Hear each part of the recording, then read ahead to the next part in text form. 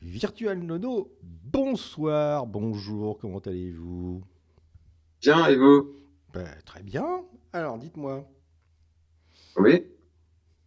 Alors, là, vous avez coupé le direct? Pause. Non, non, pas du tout. Non, non. D'accord. Ah, J'ai je repris. pensais. Non, non, non. Ok. Mission Bon, écoutez, accomplie, comme dit l'autre. mission accomplie. Ok. Bien, ben moi, en fait, ça fait un petit moment quand même. Enfin, un petit moment. Je vais regarder des premières vidéos de vous, il y a peut-être 2 ou 3 ans. Ah, Et d'accord. à un moment, je trouvais que c'était pas trop assez construit, du moins que vous étiez surtout vous référenciez surtout sur le catholicisme. Et je vous en ai fait un petit peu part par un message avec un autre compte, un autre pseudo. Et dans le temps, j'ai vu que vous avez avancé quand même dans la recherche et l'étude du texte et dans toutes ces choses. Mais effectivement, euh, vous vous faites finalement ce qui est l'erreur générale des hommes, c'est d'essayer de comprendre Dieu à travers l'observation que vous avez des hommes, et non pas directement à travers Dieu lui-même. Et alors c'est peut-être être un peu compliqué comme ça. Si je Est-ce que Et je peux donc, vous faire un... vous avez l'information de Dieu directement de la part de Dieu. Voilà, on peut dire ça. Je peux vous En, faire un to- court en, témoignage en toute simplicité. en toute simplicité. Donc moi, je suis athée à l'origine. Je suis né dans une famille athée. Mon père est athée. Et comment dire, je vais mettre athée, ça va être mieux, peut-être, je sais pas. Mon père est athée, en fait, et j'ai donc été élevé dans l'athéisme. Mon père était communiste. Donc, je suis né avec, il ne peut pas y avoir de Dieu. Ça, c'est ma conviction de naissance et au fil de ma vie jusqu'à l'âge de 24 ans. Mon père était à la fois violent et rempli d'amour. Un gros paradoxe, quand même, on peut dire ce qu'il est. Mais donc, j'ai grandi en étant persuadé que Dieu ne pouvait pas exister. En 92, quand je rentre en prison, après avoir été dans les parachutistes, pour une histoire de rixe entre ma bande et 12 autres bandes, je suis en quête de la vérité. C'est pas un moment quand même que je me pose des questions, mais je suis pas en recherche de la vérité dans le sens qui sommes-nous, d'où sommes-nous, où allons-nous, pourquoi l'homme a été créé. Non, je sais juste qu'il y a une vérité, je sais pas laquelle, et je dois la trouver, quoi. Alors, Donc, pendant si je puis, pardon, si je puis me permettre, est-ce que vous pouvez soit améliorer votre liaison, soit parler un petit peu moins vite, parce qu'en fait, votre liaison n'est pas très stable et D'accord. on ne comprend pas toujours forcément très bien tout ce que vous dites. Donc, si vous pouviez parler un peu plus lentement, comme ça, les mots durent un petit peu plus longtemps et c'est plus facile pour vous comprendre parce que ça, il y a des vagues on perd un petit peu en qualité sonore et tout ce que vous dites n'est pas toujours très clair. Tout à fait. Je le conçois. Et ça, c'est une erreur que de vouloir parler vite pour faire passer plus d'informations. Ouais, on a le temps. C'est une erreur. Pour prendre moins de temps. On a le temps. Ok. Alors, vous avez dit que vous avez fait de la prison suite à une rixe entre deux bandes rivales, c'est ça? Mais enfin, quelle était entre guillemets la dénomination des bandes? C'était juste un truc de territoire à la con ou? Non, non, non. Alors, je vais retourner un petit peu en arrière parce que justement, j'ai voulu faire court pour justement faire en sorte que comment dire, qu'il y ait pas de, enfin, que ça dure moins longtemps. Ah, D'accord. batteur aussi. Comment? Batteur, vous aussi. Oui, oui, je suis batteur. Alors donc, je vais continuer. En fait, quand je suis sorti des parages, alors je vais revenir un peu en arrière. J'ai fait ma première peine de prison à 14 ans pour un cambriolage de boulangerie. Ce qui est assez marrant quand même. De là, je suis parti en foyer. Et quand je suis sorti des foyers, ben, en fait, j'ai traîné un peu dans la rue et des gens se sont agglutinés autour de moi. C'est comme ça que j'ai eu une première bande, puis en fait, qui s'est un peu agrandie. Et plus tard, quand je suis parti dans les parachutistes et je suis ressorti des parachutistes, je me suis fait une autre bande. Et dans le temps, on s'est retrouvé en fait en fait, cette histoire de bande, c'était une histoire, en fait, il y avait de l'embrouille entre des gens. Et je ne veux pas vous raconter ma vie, parce que vous allez poser une question de Cetrix. Cetrix, en fait, elle était par rapport à un problème, non pas de territoire, mais un problème, en fait, de business. Voilà. Hmm. Je ne veux pas rentrer dans les détails. Bon, on imagine Donc, moi, bien le genre de business. comment? On imagine bien le genre de business. Oui, vous avez tout à fait raison d'imaginer le genre de business. Et donc, mais qui n'était pas mon business. Il faut savoir, c'est que moi, dans Cetrix, en fait, finalement, où on y va tous cagoulés, ce sont en fait des potes de mon petit groupe qui finalement étaient ma nouvelle bande, quelque part, que je m'étais faite. C'était mieux de chercher pour avoir finalement des mains fortes, on va dire. Et en fait, on s'est retrouvés avec deux autres bandes, sans que je sache qu'en face de moi, c'était mes anciens potes, finalement. Donc, on s'est pas reconnus. Quand moi, je me suis retrouvé en prison, bah, finalement, les trois bandes qui étaient là, réunies, on était quelques personnes de chacune des trois bandes, bah, des trois bandes, c'était mes potes, en fait. Ce qui était assez paradoxal. Pendant ce temps, moi, j'ai commencé à vouloir chercher la vérité, en fait. Donc, je m'étais dit que, Alors, pardon, quand vous dites chercher la vérité, mais qui vous a mis en tête qu'il y avait une vérité à trouver? par la personne, quoi. La vérité, je la tenais de mon père. C'est-à-dire qu'en fait, ni Dieu, ni maître, rien ne se perd, on se transforme, l'univers a toujours été là, enfin, voilà, on va dire toutes ces conneries, quelque part, quoi. Enfin, pas toutes ces conneries, cette forme de pensée. Mon père était matérialiste sur le plan de la pensée, et non pas sur l'attachement matériel. On est une famille de dockers, dockers de père en fils, de génération en génération. Mhm. Même si mon frère et moi, on n'a pas été dockers, mon grand-père a fait la résistance contre les cheveux, en étant communiste et en étant syndiqué du docker. Enfin, Hmm. donc évidemment, moi, tout ça, c'était ma vérité. Il ne peut pas y avoir de Dieu. Pas possible. Donc tout ce qui était spirituel, pour moi, c'était en fait, je vais pas dire de vulgarité, mais c'était absurde. Ça n'existait pas. C'était simplement du pour paraître. Pour moi, il y avait effectivement que le cerveau. Je faisais partie de la race humaine, c'est-à-dire de l'évolution. Pour dominer. Mais en fait, au-dessus de l'homme, il n'y avait rien. Et j'étais donc le résultat de l'évolution. Comment ça pour dominer? Bah, dominer, en fait, là, je fais référence, là, dans ma tête, j'ai fait une référence à la Bible, dominer. Mais à ce moment-là, dans ma tête, c'est pas dominer, c'est quand, en haut de la chaîne alimentaire. Voilà, c'est un peu comme ça que je le voyais. Bien que si tu mets l'homme dans la nature, il n'est plus du tout en haut de la chaîne alimentaire. Parce que l'homme, face à l'animal, l'homme, il vaut pas grand-chose, en fait, hein. C'est ça. Il est rapidement mangé, total. Quand tu es à poil face à un lion ou à un grand blanc, Il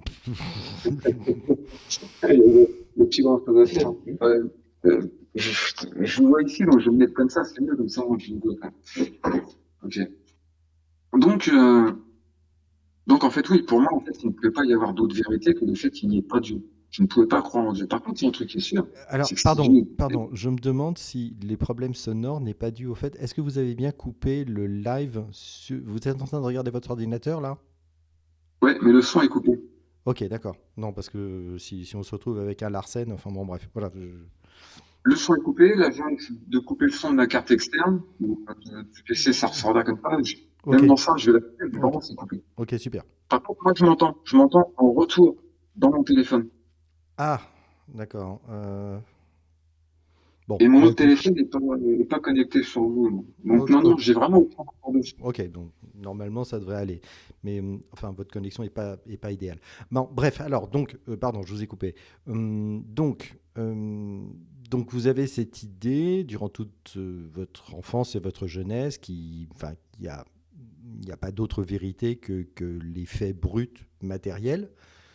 Et donc, est-ce qu'il y a un élément déclencheur? C'est une Ah, je ne rencontre? cherche pas Dieu. Non, non, je ne cherche pas Dieu. Quand je suis en Non, prison, non, en mais fait, j'ai pas parlé de Dieu, mais cette idée d'accord? qu'il y a une vérité à découvrir. Une vérité à découvrir.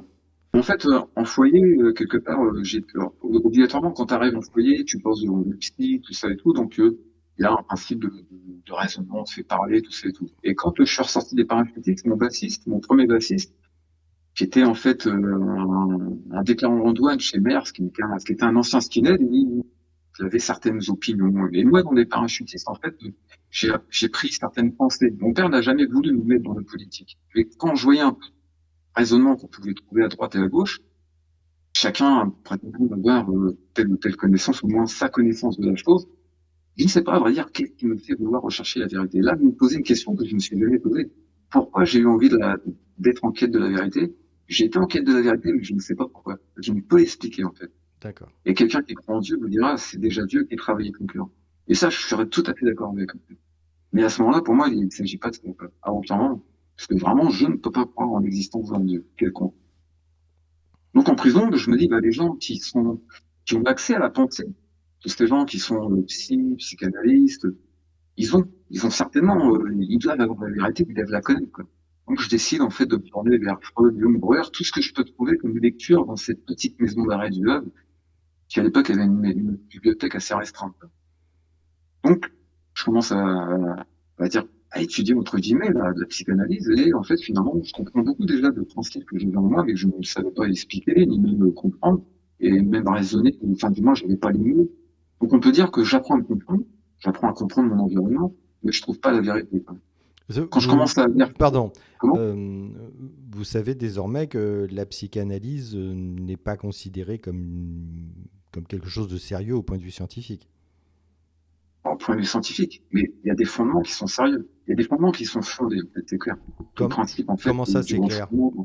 Sur quoi basez-vous votre opinion pour savoir que c'est solide, que ces Ben, en fondements... fait, on est vraiment refoulé dans l'enfance, on interagit, hein, finalement, dans la vie de l'adulte. C'est clair, pour être au plus simple, juste là-dessus, en fait. Et tu peux construire ta vie par rapport à beaucoup de traumas que tu vas refouler, que tu peux mettre de côté. Donc, la psychanalyse en soi, je ne dis pas que c'est une science, en fait, exacte à tous les points, mais ça explique beaucoup de choses. Du moins, ça permet de comprendre beaucoup de choses. Alors, C'est clair. Et la- la psychologie, oui. en psychologie, Mais on est psychologue ou la on n'est pas? psychologie, oui, mais la psychanalyse, non. La Alors, psychanalyse psychologie, n'est basée sur rien. vous pouvez me donner la définition de psychologue, mais des années, fin des années 80, début 90? Non, mais je pense que la confusion était encore importante avec la psychanalyse. Non, pas du tout. Psychologue, Malheureusement. en fait, à l'origine, c'est don, faculté de percevoir les sentiments d'autrui, si on prend le Larousse ou le Robert. C'est-à-dire, on parle de quelque chose, quelque part d'inné, on parle d'une faculté en soi. Oui, Bien non, sûr, ça demande d'apprendre. c'est bien ce que je dis. C'est la définition de l'époque était encore extrêmement teintée de l'influence absolument épouvantable et néfaste de la psychanalyse, qui n'est pas Ah oui, mais basée ça, c'est justement, sur des faits concrets, mais sur une interprétation qui sont complètement dépendantes euh, du, du- du psychanalyste et qui conduit à des catastrophes. Euh, justement, Freud disait qu'il y a 97% de psychanalystes qui sont des profanes. Et on a oui, un peu le même mais cas que nous. Freud était une fraude. Était une fraude, mais il a permis de construire. Il a donné Non. la matière brute. Après, on a Lacan, par exemple, qui a adouci un peu les choses, on va dire, continué. Je crois que C'est là que ça devient bon. Lacan a été encore pire que Freud. Moi, j'ai subi toutes ces influences dans mon enfance et ma jeunesse, Moi, je les ai pas suivis, en fait. avec des gens qui étaient ou des lacaniens. Enfin, je suis d'un milieu social où effectivement euh, les psychanalystes, les personnes comme ça étaient vraiment regardées avec beaucoup d'intérêt, de respect, etc. Ma mère avait tout Dolto, etc., etc. Le résultat de toutes ces conneries, c'est qu'elle s'est rendue coupable d'un certain nombre de choses exactement le même genre de culpabilité qu'avec la chrétienté, en particulier catholique, sur la responsabilité d'un certain nombre de choses qui me sont arrivées. Et moi, ça a empêché qu'on détecte le fait que que je suis très probablement sur le spectre autistique. Donc, la psychanalyse a foutu des bâtons dans les roues, m'a pourri la vie. Et de ce que j'ai pu voir dans tout mon environnement, a pourri une bonne partie de la vie des gens de notre génération. On ne va pas avoir tellement de différence d'âge. La psychanalyse est une catastrophe qui, de la même manière que l'homéopathie, continue à sévir dans certaines universités françaises, alors que le reste du monde a compris depuis longtemps que c'était une charlatanerie qui tient plus de la secte religieuse qu'autre chose. Donc, je, je pense je pense très sincèrement que effectivement, c'est les idées qui sont partagées dans la psychanalyse, etc., sont des idées extrêmement séduisantes, en particulier tous les jeux de mots lacaniens, etc. Euh, je- alors, Ah, j'ai pas lu de Lacan. C'est juste un peu, on va dire, un résumé de ses travaux. oui, Mais j'entends. ce que vous me dites, en fait, moi, mon père, il était contre les psychologues parce il disait que c'était des psys qui avaient fait se suicider de sa mère. Il faut savoir, c'est que mon grand-père, après la Seconde Guerre mondiale, il a adhéré au Parti communiste, il a fait adhérer celui qui est devenu le maire du Havre, et en soi, il est devenu, comment dire, conseiller municipal.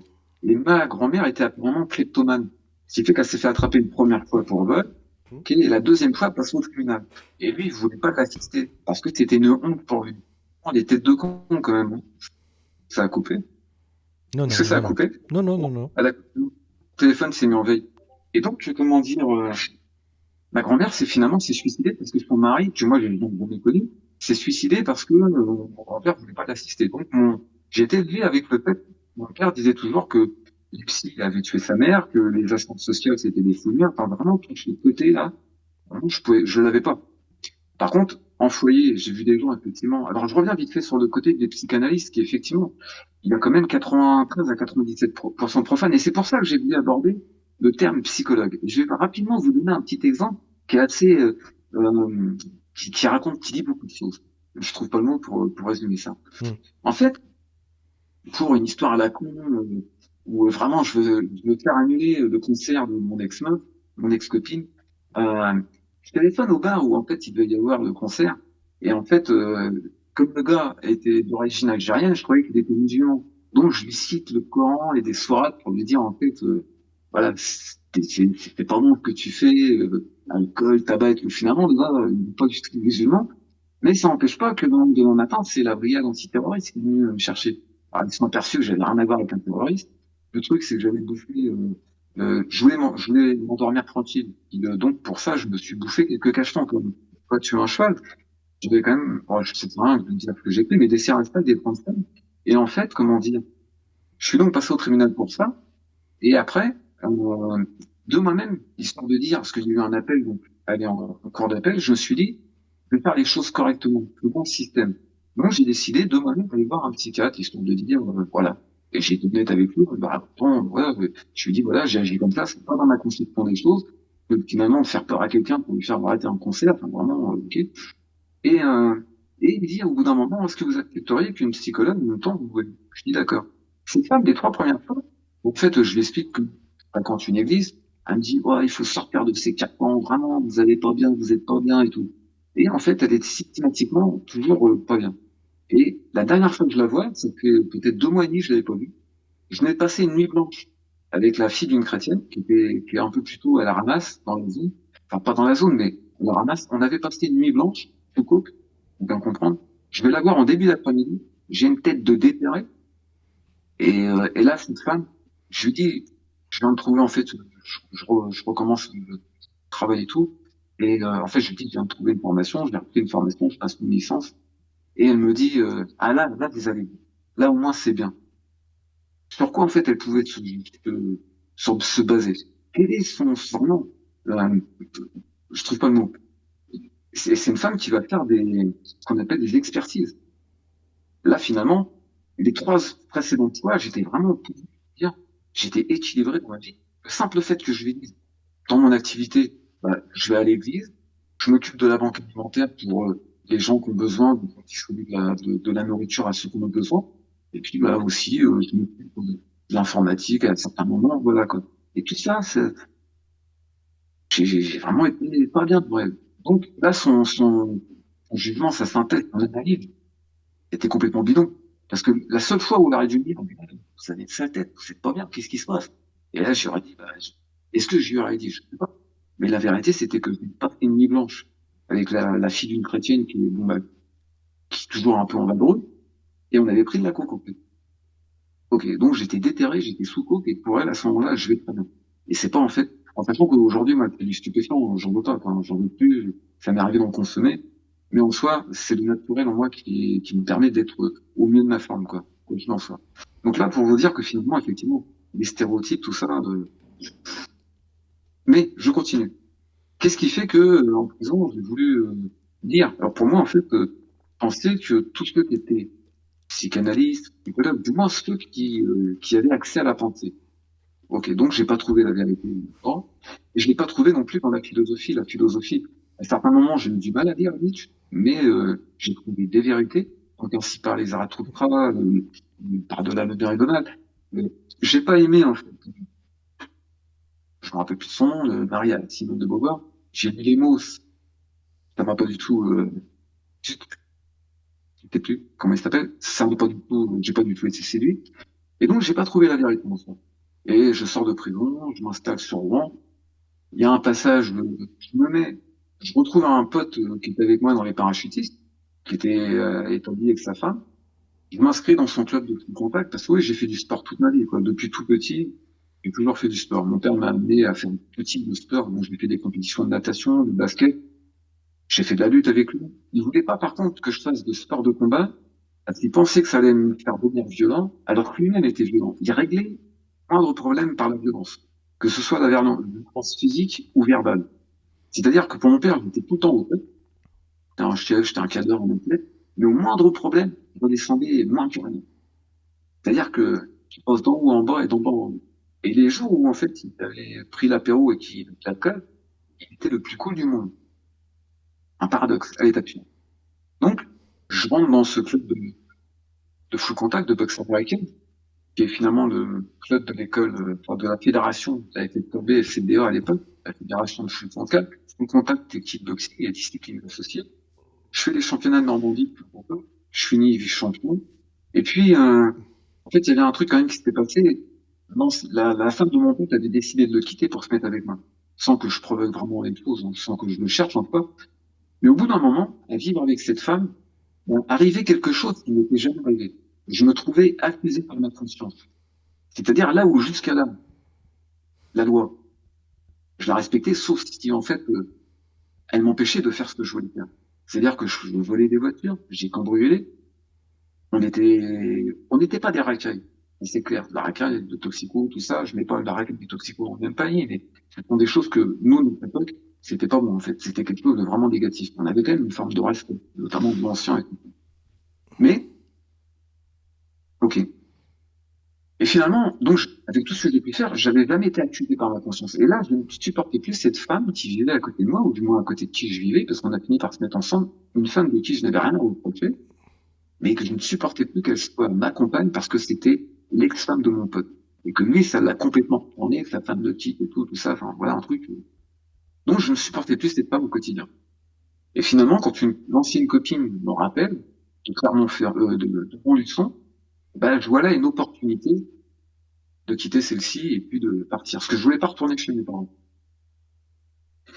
Je m'installe sur Montluçon, je retrouve un club de Bexal qui à l'époque c'était un club un peu hybride parce que ils étaient surtout dans la boxe anglaise et la boxe américaine. D'ailleurs, un club qui aujourd'hui n'existe plus.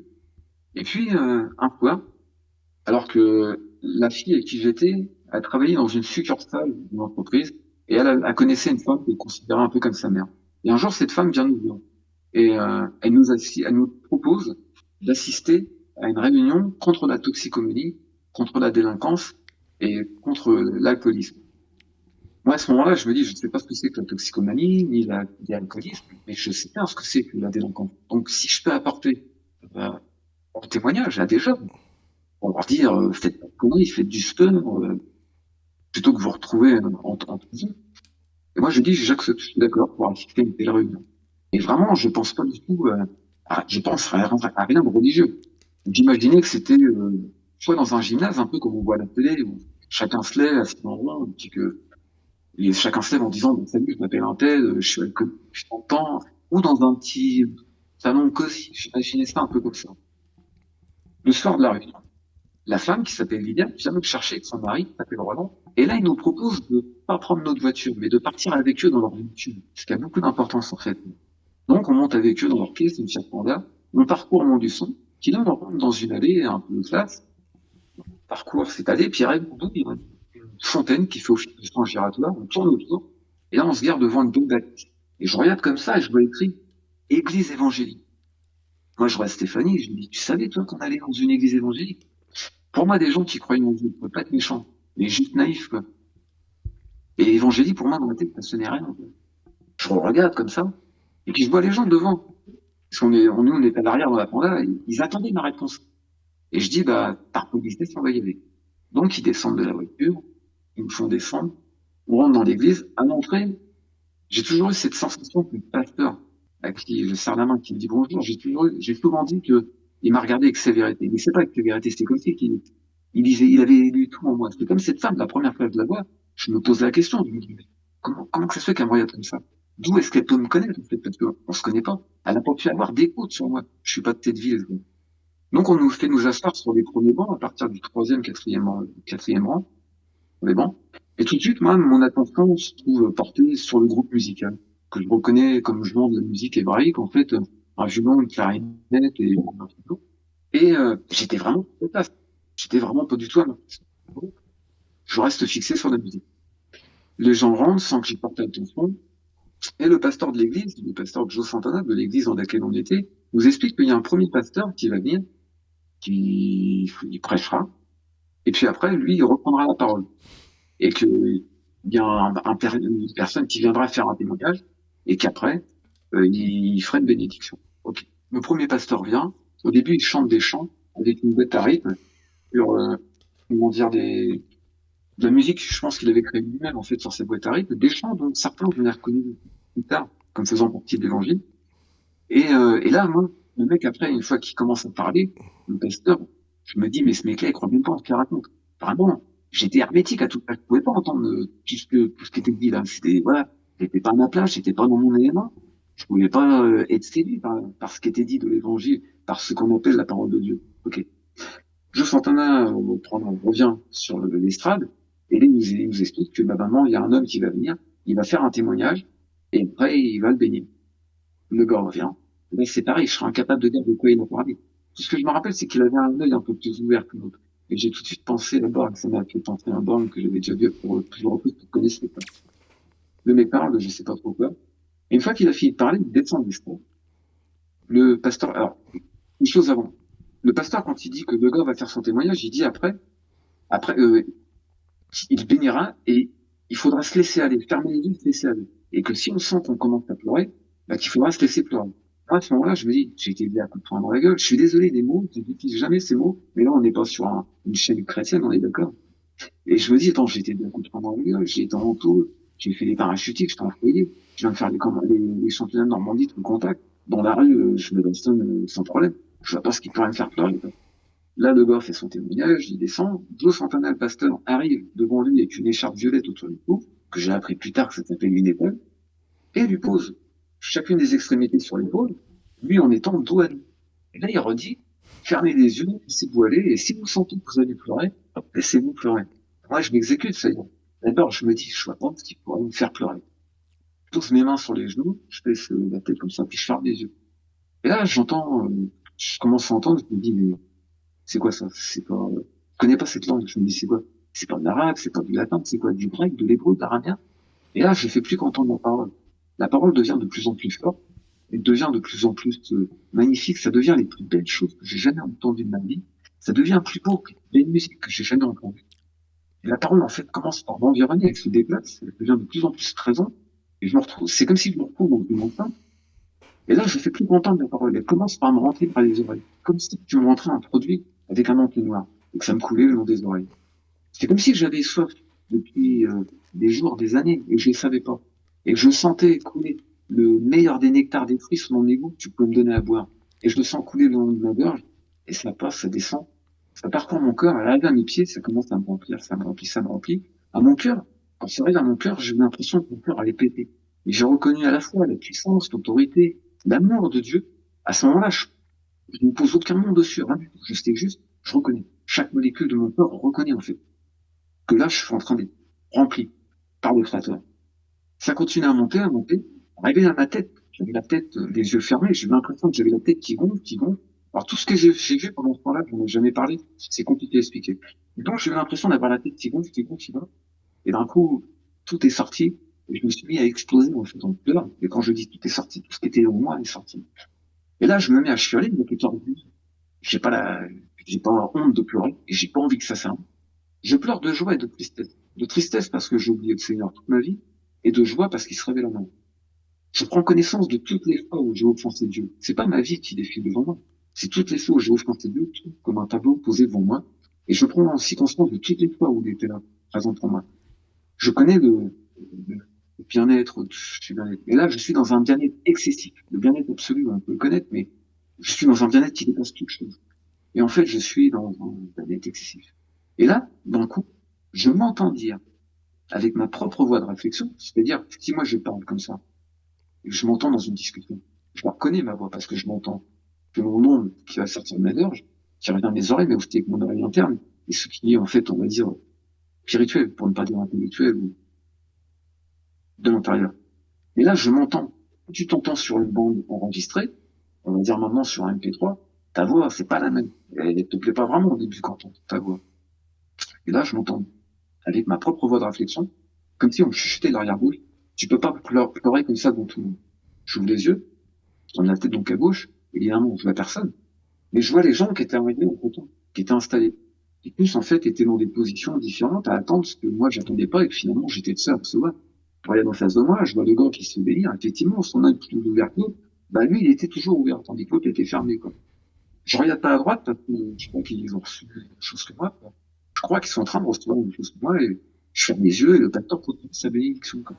Et une fois qu'il a terminé sa bénédiction, c'est comme si j'avais toujours su que j'étais chrétien et je l'avais oublié à ma naissance. Ok. Le pasteur est venu jusqu'à nous. Il nous a remis une Bible à chacun. Du monde, il les deux Bibles à Roland, qui les a données à Guillaume, qui en a donné une à moi et une à Stéphanie, qui était à mes côtés. Et moi, je voulais lire pour savoir ce que c'était. Et là, Liane nous dit, faut lire à partir du Nouveau Testament, à partir de la fin. Je dis d'accord. Mais sur le moment, je veux savoir ce qu'était quoi dedans. J'ouvre et je vois, au commencement, Dieu créa les cieux et la terre. Et à cet instant même là, j'ai dit que c'était pas la vérité en laquelle j'étais entré. J'ai commencé à lire la Bible. J'ai commencé à dévorer ce livre de l'Antiquité. J'ai souvent dit, même à chaque fois, que ce livre est devenu mon livre de chevet. Ça a été mal interprété, pas dans le sens que c'était le livre qui est resté sur ma table de chevet, mais le livre qui m'a accompagné partout, même encore aujourd'hui. C'est-à-dire qu'au moindre moment, au moindre instant de libre, c'était de la lecture de la Bible. Et la dernière chose que je faisais avant de m'endormir, c'était de poser. Et la première que je pouvais faire le matin après m'être réveillé, prier, et puis après, je me fais, puis c'est ce que tu as à faire avec ton famille. C'était prendre la Bible et la lire. Okay. Quand j'ai commencé à lire la Bible, que je l'avais jamais lu, et bon, vraiment, j'étais totalement réfractaire à tout ça, faut me comprendre. C'est comme si je savais ce qui était écrit dedans, c'est comme si je savais déjà, et pour ce que je ne savais pas, j'étais en total accord avec. Dans le temps, le Seigneur m'a planté des choses dedans. Ces choses que le Seigneur m'a plantées, ce que j'appelle le rouge, ce sont des choses que j'attribuais à l'homme, parce que je pouvais pas remettre en cause la traduction de la Bible, c'était pas possible, je ne pouvais pas la remettre en cause. Donc, c'est des choses que j'ai attribuées à l'homme, comme par exemple se faire appeler mon père, ou des choses comme ça. Excusez-moi, Nono, parce que Oui. ça fait un moment que vous parlez. Oui. Une bonne partie du chat ne comprend pas ce que vous dites en fait. Qu'est-ce que vous êtes en train de dire? Vous avez rencontré Dieu pendant une séance dans un temple évangélique, grosso merdo. J'ai été rempli par la parole de Dieu. Oui, c'est ça. Donc vous avez été manipulé. Donc en fait. Ah non, tu peux pas dire. Attendez, pardon. Excusez-moi. Ça fait presque 10 minutes, plus de 10 minutes que vous parlez sans interruption. D'accord? Donc je vais quand même essayer d'interagir un minimum pour qu'on ait un dialogue et non pas que vous soyez juste en train de prêcher. Non, je prêche pas, c'était qu'un témoignage. Mais allez-y, non, tout à fait, je suis tout à fait d'accord. C'était qu'un témoignage. Un témoignage peut être un prêche. Hein. Oui, tout à fait, tout à fait. Donc, mais là, je ne cherche pas prêche. Non, mais l'impression que ça donne à moi et à une bonne partie des personnes qui assistent à notre échange, c'est que une des caractéristiques, une des grandes forces des sectes, c'est d'être capable effectivement d'accueillir, ça s'appelle le love bombing, les gens qui ont eu des vies difficiles, qui ont des fragilités, des névroses, comme vous aimez bien la psychanalyse, je vais utiliser ce mot-là, des névroses, des fragilités, des blessures, des fractures psychologiques, mentales, et de jouer là-dessus sur le sentiment d'acceptation, d'accueil. C'est quelque chose qui est extrêmement connu. Maintenant, vous me dites que votre témoignage devrait suffire à me convaincre de l'existence de Dieu. Pardon. Ah non, je n'ai pas dit ça. J'ai jamais dit ça. Alors, quel est le but de votre... Pardon. Alors, quel est le but de votre témoignage? Je vais finir une phrase. Quel est le but de votre témoignage? Eh bien qu'en fait, je n'ai pas cru. Je ne crois pas en Dieu. Je sais que Dieu existe, donc je crois en lui parce que je sais qu'il existe. J'ai pas décidé un jour de croire. Et je ne pouvais pas être manipulé psychologiquement parlant. Il y a un truc que je ne... Ah bon, vous pensez que vous êtes un humain hors norme qui est capable de résister à la manipulation psychologique? Non, pas hors norme. J'ai un QI qui est très élevé. Moi aussi. Vous parliez tout à l'heure. Un gros QI, ça n'empêche pas. Hein. Mon père était quelqu'un d'extrêmement intelligent. Ça n'empêche pas. Mon père était quelqu'un d'extrêmement... Ce n'est pas... Je vais finir une phrase. le fait d'avoir un gros QI ne protège pas. Le fait d'avoir un gros QI, énormément de culture, d'être ingénieur, ne protège pas, contre la manipulation mentale. Je l'ai vécu avec mes parents. D'accord ? Donc, donc ne pensez pas. Là, il ne s'agit pas de ça. La première erreur à faire, c'est de penser qu'on est suffisamment intelligent pour ne pas se faire avoir, entre guillemets. On peut tous se faire avoir. Mais oui, mais non, là, il ne s'agit pas de se faire avoir. Ce que l'homme disait, j'étais hermétique. J'étais hermétique à ce qu'a dit l'homme. Maintenant, je veux bien. Non, et donc, comment savez-vous, à part le fait de cette expérience qui vous a bouleversé, comment savez-vous que Dieu existe ? Ah non, c'est pas bouleversé, c'est que Dieu m'a. En fait, ce que j'ai entendu, c'est la parole de Dieu. Quand on a des gens qui disent qu'ils parlent la langue des anges, non, moi j'ai entendu la langue des merveilles de Dieu. C'était pas arrivé depuis Paul. Je cherche pas à me vanter, hein.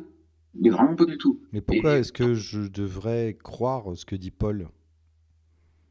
Ça, oui, je suis tout à fait d'accord. Moi, je cherche pas à vous convaincre.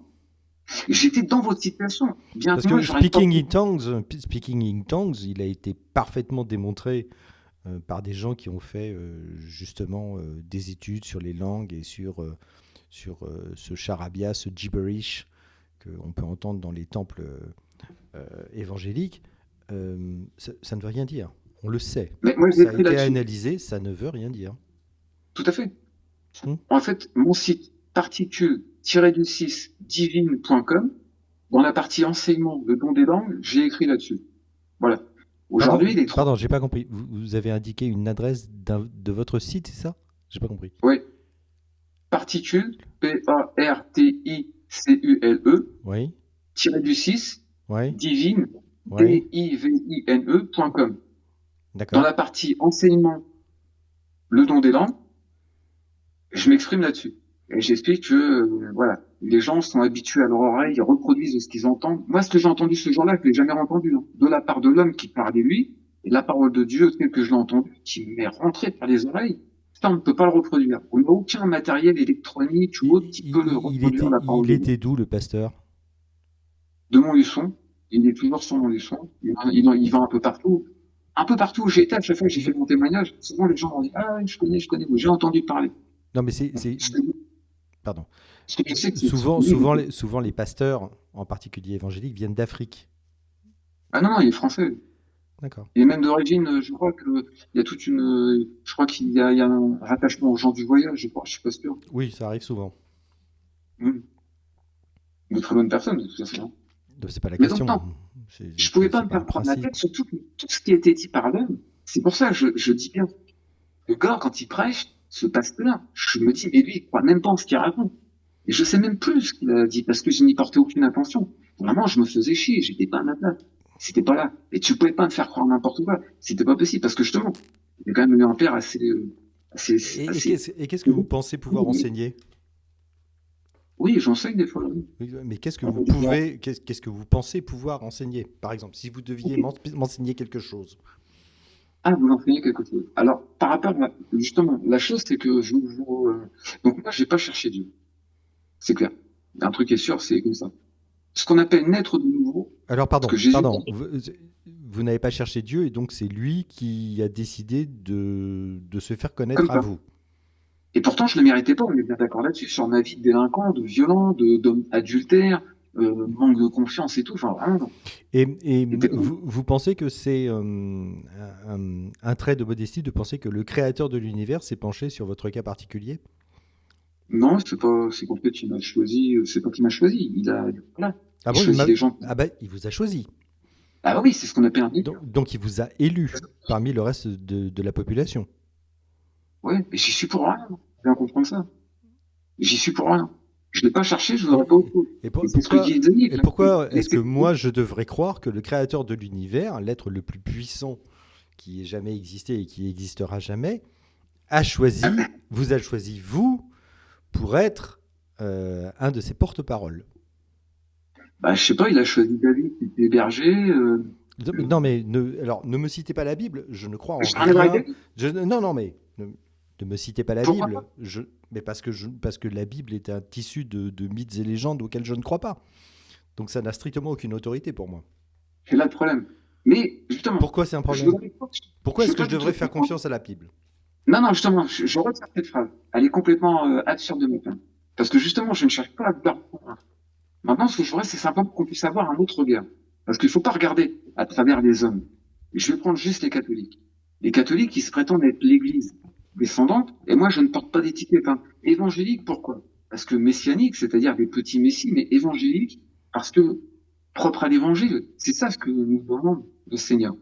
Sa parole. C'est ce qu'il nous a dit. En gros, comporte-toi envers les autres comme tu voudrais qu'ils se comportent envers toi. Et ne fais pas aux autres ce que tu ne vois pas qu'ils te fassent. Si on peut résumer en 2 mots, bah bon.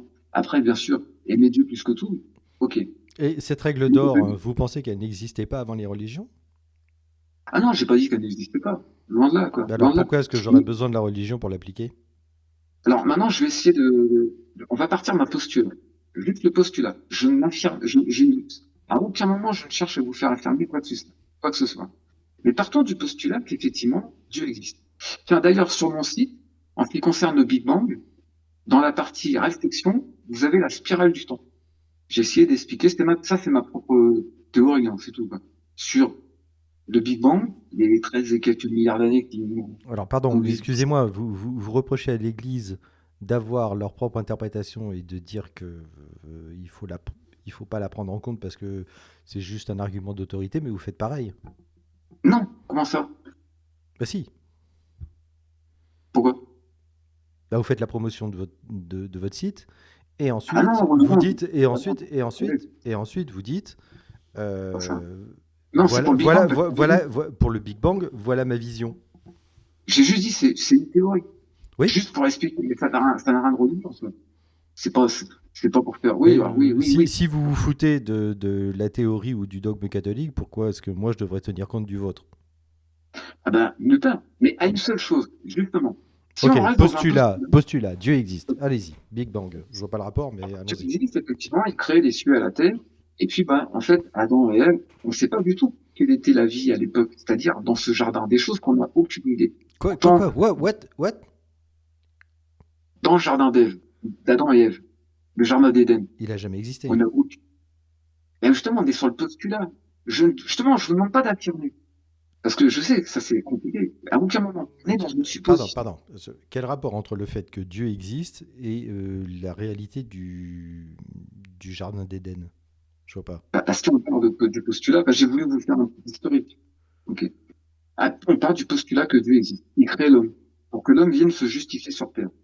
Ok. Justifier Sinon, quoi? justifier sa vie, se justifier, on va dire, entre guillemets, le droit de vivre éternellement avec nous. Mais justifier Dans auprès de l'éternité. qui? On se justifie auprès de qui? Ah bah, tu te justifies toi-même de par ta vie. Par la mesure que tu auras utilisée pour mesurer la vie et le non. C'est tes propres actes qui te définissent. Mais Par tes paroles, tu seras jugé, condamné, accusé. je n'ai à me justifier de rien. Bah, votre vie, vous justifiez vous-même par qui vous êtes. Pardon, mais Je sais pas. je comprends pas votre sens du mot justifier. Alors, justifier. La façon dont vous vivez définit un peu qui vous êtes. Votre caractère, la façon dont vous interférez avec les autres, vous interagissez. La façon dont C'est pas une justification, c'est un fait. Mais ça, justement, c'est l'homme, la seule justification qu'il a, hormis la grâce de Dieu. Pardon, j'ai pas compris. Quoi? Hormis la grâce de Dieu. L'homme se justifie par sa vie. Qu'est-ce qui pourra vous Mais il justifier se à la fin? justifie auprès de qui? Eh, on est dans le postulat que Dieu existe. Ou alors on arrête de partir sur un postulat, parce que si on Non, part mais dans une attendez. Mais on part dans une comment hypothèse. est-ce que je peux justifier ma vie alors que Dieu est omniscient et omnipotent et que tout est écrit? Et ben justement, Ben, j'ai rien à c'est justifier, toi-même tout qui est te écrit. justifie. À la fin, on n'aura rien à dire. Parce que justement, si l'homme ne se justifie pas de lui-même, il pourra redire, oui, mais pourquoi tu m'as pas laissé ma vie. Pourquoi tu m'as pas laissé? Pardon, vraiment, Bah, honnêtement, j'essaie de comprendre ce que vous dites, mais je ne comprends pas. Pour moi, ça ne fait aucun sens. d'accord. Si Dieu, c'est Dieu qui nous fait, de A à Z, Avec le libre arbitre, on ne peut pas avoir de libre arbitre, pourquoi tu peux pas avoir de libre arbitre? parce que Dieu est omniscient, et que Dieu a un plan. Et oui, mais ton libre arbitre, c'est toi qui décide, qui choisit. Non. Je vais en donner un Est-ce que exemple. Dieu a un plan? Oui, bien sûr qu'il a un plan. Très bien. Donc à partir du moment où il est omniscient, il a un plan, tout est écrit, je ne peux avoir aucun libre arbitre. Alors, ce n'est pas vis-à-vis de Dieu que tu justifies, mais vis-à-vis de toi-même. Juste ça. Mais, Selon ton comportement. comment ça? Comment ça? Mais parce Auprès de qu'en fait, tu dis, moi-même. vous dites, parce que c'est votre comportement qui définira ce que vous avez été de votre naissance à votre vie. Avec bien Mais sûr, auprès de qui? eh ben, on va dire auprès de Dieu, selon vous, puisqu'il est omniscient et c'est Vous tout. venez de dire que c'était par rapport à moi, je comprends plus rien. Mais oui, parce que l'omniscience, vous ne voulez pas la prendre et la concevoir. Quoi? Vous voulez pas vous voulez pas concevoir le fait que Dieu, en étant omniscient, peut quand même décider de laisser les gens faire. Et omnipotent, c'est-à-dire que il claque du doigt, ça y est, hein, tu te mets à genoux et tu dis Alléluia, gloire au Seigneur. Faut bien comprendre ça. J'ai été plus endurci, vous ne le saurez jamais. Du mauvais au méchant, vous ne le saurez jamais. C'est vrai. Et aujourd'hui, c'est la mort de Dieu. Est-ce que c'est Dieu qui a conçu l'univers et la façon dont l'univers se déploie? Est-ce que c'est Dieu qui... Oui, bien sûr. Ouais. Bien. Ça fait partie de son... Est-ce que j'avais le choix d'avoir d'autres parents? Bah, non, parce que c'est le résultat de l'évolution de votre famille. Est-ce que C'est la j'avais transmission. le choix d'avoir Mais ça, est-ce que j'ai le choix d'avoir un autre cerveau qui est sur le spectre autistique? à ce niveau-là, non, mais moi aussi j'ai un arbre. Très bien. Donc, on comment a des est-ce que symptômes. comment je pourrais avoir du libre arbitre par rapport à l'autisme, par exemple? L'autisme, je pense qu'on peut en guérir. Par Dieu. Sinon, naturellement, non. Et je sais ce que c'est. Et je sais ce que Non, c'est. mais c'est absurde. Je sais ce C'est que c'est absurde. l'autisme. C'est Je sais absurde. ce que c'est. C'est absurde. C'est absurde. Non, on ne guérit pas Par de Dieu. l'autisme comme on ne guérit pas du fait d'être gaucher ou homosexuel. Mais c'est bien ce que j'ai dit. Non. Seulement, autrement que par Dieu. Non, non, non. Pas Mais, par non, Dieu, mais Dieu. même par Dieu, on peut pas être guéri de l'homosexualité ou d'être gaucher. Alors là, est-ce que l'homosexualité est une maladie? C'est autre chose. Pardon? Il faut. Est-ce que l'homosexualité est une maladie? C'est Non. autre chose. C'est Non, non, à aucun moment c'est une maladie. Ok. Mais qu'est-ce qui fait qu'un homme, dans la nature, homme et femme, on est fait pour se reproduire? Ok. Qu'est-ce qui fait qu'à un moment ou à un autre, un homme va se tourner vers les hommes plutôt que vers une femme? C'est qu'automatiquement, il y a quelque chose dans sa vie. Soit Non, un non, manque de non, pas confiance. dans sa vie. Non, non, non, non, non. Super. C'est parfaitement Non, je biologique. comprends pas. C'est parfaitement biologique. Bon, ça, je peux pas dire. À quel moment vous avez décidé de vous tourner vers les femmes? Ah bah, dès le début, quoi. Comment ça, dès le début? Vous vous souvenez pas du jour, de la date où vous vous êtes dit non, homosexuel, c'est un peu compliqué dans la société dans laquelle je vis. Ah non, bah non. Je vais préférer les filles. Non, mais déjà, à la Ok, maternelle. d'accord, d'accord. Déjà à la maternelle, d'accord. Est-ce que ça vous arrive de concevoir qu'un petit garçon homosexuel, eh ben, dès la maternelle, il est plus intéressé par les garçons que par les filles, et qu'à aucun moment, il a décidé d'être homosexuel, parce que, tu comprends, c'est quand même vachement mieux d'être homosexuel dans une société qui casse la gueule aux PD. Je suis tout à fait prêt à dire, à comprendre. Si effectivement, dans les gènes comme ça, oui. Mais est-ce que ça devient une maladie? Je sais pas. Pourquoi est-ce que vous C'est pas insistez mal. comment qu'est-ce qui est maladif? Ouais. Bah, maladif, en fait, une pathologie, quelque part, quelque chose qui va venir, En en quoi fait. c'est pathologique?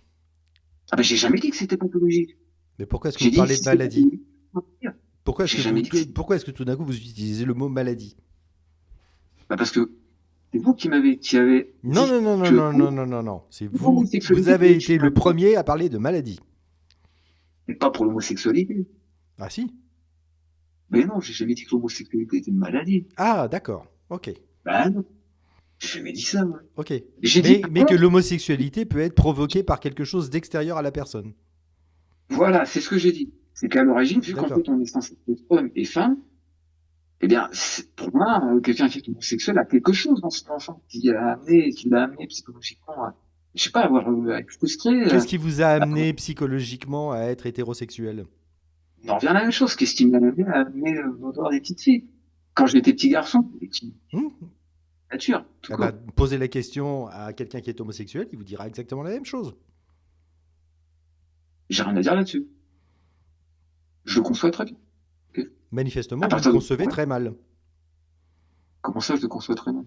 Non, vous le consommez très mal, puisque vous insistez sur le fait de penser que tout le monde est hétérosexuel de base et que certains deviennent Oui, je comprends. homosexuels.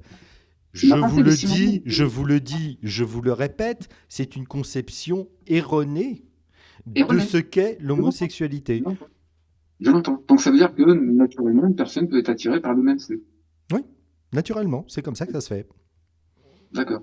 Alors, Donc et son point de vue après, là. après du strict point de vue biologique, il y a plusieurs explications qui s'affrontent. Quand par exemple le taux de certains produits dans le placenta, de certaines hormones dans le placenta entre un certain nombre de semaines de la grossesse, qui semblerait peut-être pourrait avoir une influence sur ce développement. Mais voilà, c'est tout. Ce n'est pas un choix. On est comme ça, de la même manière que l'on est gaucher. Voilà. Ouais. Je suis gaucher, mais ambidextre en même temps. Pardon? Bon, c'est cool. Non, c'est rien, je me vante. Je disais que je suis gaucher et ambidextre en même temps. Donc, on s'en fiche. Mais oui, je comprends. Ouais. Donc voilà. Je comprends. Donc, pouvons-nous faire une hypothèse? Donc En réponse, dans le postulat où Dieu existe, on ne peut pas avoir de libre arbitre. alors, admettons, juste comme ça, on arrive jusqu'à l'Égypte. Je ne pars plus par le jardin d'Éden et tout. Je prends un raccourci. On arrive en Égypte. On a en fait, alors évidemment, ça coupe court sur beaucoup de choses, sur pourquoi est-ce qu'on en est arrivé là, comment que ça se fait qu'il aurait pu y avoir d'autres religions. On arrive en Égypte. En Égypte, en fait, pendant 430 ans, du moins c'est plus long que ça, on a les Hébreux qui sont finalement dans la maison de servitude, en esclavage, Vous savez que esclavagisme. vous avez conscience que ça n'a jamais eu lieu. Et on est dans le postulat, ou pas? Non, non, non. Non, non, non, non. Le fait que la Bible raconte quelque chose n'a rien à voir avec le fait que Dieu existe. Vous n'avez pas fait le lien entre le fait que Dieu existe Alors, et que non, non, Dieu est l'auteur de la Bible. non, Dieu n'est pas l'auteur de la Bible. Dieu, en fait, a inspiré les gens pour écrire des livres. D'accord. Donc, on peut considérer qu'il est l'auteur de la Bible. Donc pourquoi se référer à la Bible puisqu'on sait que les hommes se trompent et que la Bible dit de la merde? Non, la Bible ne dit pas de la merde, et c'est là où je veux en venir. Si, Je la vais vous Bible, faire un petit... historiquement, archéologiquement, la Quand Bible dit de la merde. Vous craignez que je vous démontre une chose. Parce que je suis Oh pas... là là, oh là là, non, non, non, non, non, non. Alors, non, non, vous n'allez pas me faire le coup de la psychologisation, du fait que vous avez peur de la vérité, etc. Vous n'allez pas jouer à ça avec moi. Ah non, pas Ça a pas marché, ça a pas marché comme ça du tout entre nous. Je vous laisse, je vous ai laissé déblatérer votre truc pendant plus de 10 minutes sans jamais vous interrompre. J'ai absolument pas peur de ce que vous pouvez démontrer. Vous n'êtes pas le premier avec qui je débat. Vous n'allez certainement pas me faire peur. Allez-y, développez votre truc. Et je vous dirai après pourquoi de véritables théologiens... Mais les théologiens sont juste des sophistes professionnels. Voilà. Oui, je suis d'accord aussi. Maintenant, donc voilà, l'Égypte. Donc on va partir du postulat qu'on a un peuple en fait qui est en Égypte, qui est maltraité, qui l'a pas demandé. Ok, à l'origine, ce peuple a plutôt même fait du bien en fait au départ, et il se retrouve être en esclavage, réduit à l'esclavage. Et en fait, j'ai mon téléphone qui se laisse tomber. Et donc là, Dieu intervient quelque part. C'est-à-dire Moïse qui se retrouve éjecté de l'Égypte, qui voit le buisson ardent, Dieu qui lui dit Non, de non, il n'est sortir. pas éjecté, il fuit. Il fuit. Il fuit parce qu'il a tué quelqu'un avec le croc qu'on va le voir. Ça va être reçu. Il fuit. Et donc, quand il revient en Égypte, hein, tout ça on passe un peu, Dieu, qu'est-ce qu'il dit une fois qu'il établit les lois sur le mention, enfin, le mot règle, il dit quoi? Il dit, souviens-toi de la maison de servitude. Mm-hmm. Ok. Plus tard, il lui dit, en fait, il donne des lois. On a en fait le mot Eved, qui peut vouloir dire autant esclave qu'ouvrier, que serviteur. Oh putain. Oh, vous êtes mal. Yaakov. Ah non, Yaakov. non. Ce mot, c'est la première étape. Non, non, non. Et si, ce mot, pour vouloir dire, prenez la définition de ce mot. Mais arrêtez. J'invite les gens à ne partez pas sur les pseudo-interprétations de l'hébreu. Non, vous êtes très mal barré. J'ai un de mes meilleurs. Vous êtes très mal barré. J'ai un de mes. Vous êtes très mal. Non, taisez-vous. Vous êtes très mal barré. Vous êtes très mal barré. Vous êtes très mal barré. Vous êtes très mal barré. Vous êtes très mal barré. Vous êtes très mal barré. Vous êtes très mal barré. Vous êtes très mal barré. Laissez-moi parler. Vous êtes très mal barré. Parce que là, dans le public, j'ai un de mes meilleurs potes. qui s'appelle Yaakov et qui est juif et qui a été, comment dirais-je, éduqué dans les écoles hébraïques. Donc, vous êtes très mal barré sur l'interprétation de l'hébreu. Mais alors, très, très, très mal. Ok. Celui qui retiendra un homme contre sa volonté, qui le vendra, sera puni de mort. Puisque Dieu est pour l'esclavage. Oui. Lorsqu'un homme, en fait, était endetté, lorsqu'un homme était endetté, je vais te poser des questions. Lorsqu'un homme était endetté, justement, se proposait à un de ses frères, israélites, pour justement travailler à son service pendant 7 ans. La loi dit, pendant 6 ans, la 7e année, il sera relâché. C'est-à-dire que pour sa dette et tout, il n'ira pas plus que ça. Ok. Au bout de ce temps-là, ça y est, c'est en fait un jubilé, on va dire, un jubilé d'année. Non, vous Il est confondez. libéré. Vous confondez. Vous confondez. Alors, on va retirer Le jubilé il est vient libéré. après, il vient dans le Deutéronome et dans le Nombre. Mais oui, bon, justement, je dis, c'est un jubilé, ça veut dire 7. Non, le C'est de la jubilé, c'est 50 ans. 50, mais c'est 7 fois 7. 7 fois 7, 7 fois 49. 7, 49, bien sûr. C'est Et 50, 50, bah, évidemment, ça marche. mais C'est le jubilé. pareil. Ben oui, bien sûr. Donc, entièrement au jubilé. Sauf Entièrement au que, jubilé. sauf que vous venez de dire que c'est au bout de 6 ans. 6 ans de travail, la 7e, c'est la libération. Je suis désolé, je vais essayer de ne pas faire de comparaison. Oui, Enfin, d'accord. de pas faire de- Donc 6 fois 7, ça fait 42. Oui, 42. Mais là, je parlais pour les années. Oui, mais moi aussi, je parle pour les années. 7 fois 6, Oui. 42. Ah oui, oui, vous avez tout à fait raison. Et un Ah jubilé, oui, c'est 50. oui, j'ai utilisé jubilé, là, ça va pas. Ah ouais, là, j'ai mis un mot qui... Ah ouais, je suis tout à fait d'accord. Ah, vous faites bien de me rattraper, ça. Voilà, j'ai voulu vous aider, en fait, j'ai pris un mot, finalement, que j'ai mis dessus, ok. Ce qui finalement n'est pas mon discours habituellement, mais surtout que ce sujet-là, j'ai voulu le prendre comme ça. Donc, on a donc la personne qui, pendant 6 ans, va travailler pour payer finalement sa dette, ou même acquérir un salaire. La 7e année, peu importe ce qu'il devrait encore, normalement, il va être libéré. Si effectivement, il estime qu'il peut rester, il aide son maître, son patron, ok, il se fait poincer dehors. Non, non, mais, Mais, non, mais vous êtes fabuleux. Vous savez, on a compris. j'ai des vidéos entières là-dessus. Mais oui, il n'y a rien de La plupart des gens de mon public les ont vus.